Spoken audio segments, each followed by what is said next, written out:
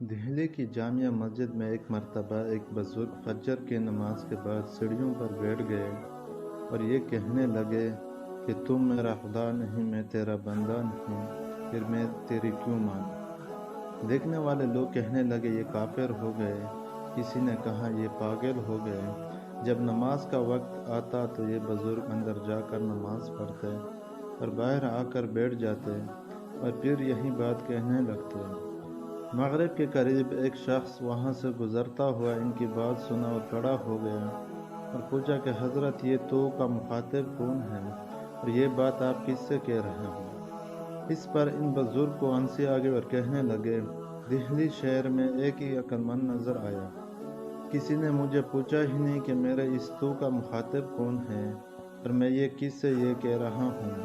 خود ہی سمجھ لیا کہ میں اپنے اللہ سے یہ بات کہہ رہا ہوں، حالانکہ میں اللہ سے نہیں کہہ رہا ہوں۔ پھر اس شخص سے کہنے لگے، تو نے بڑی عقل مندی کا کام کیا کہ مجھ سے پوچھ لیا۔ دراصل میرا مخاطب میرا نفس ہے اور میں اپنے نفس سے مخاطب ہوں کہ اے نفس، تو میرا خدا نہیں، میں تیرا بندہ اور غلام نہیں ہوں، اس لیے میں تیری کیوں مانوں، میں تو خدا کی مانوں گا۔ اس نے کہا، یہ بات آپ کیوں فرما رہے تھے؟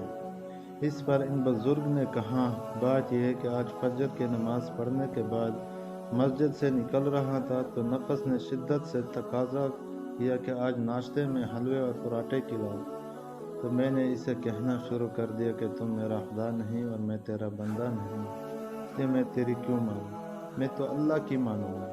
اور جب بھی وہ مجھ سے یہ مطالبہ کرتا ہے میں یہی جواب دیتا ہوں۔ یہ واقعہ بڑا عبرت انگیز اور اصلاح نفس کے لیے فکر کرنے والوں کا ایک عمدہ سبق فراہم کرتا ہے۔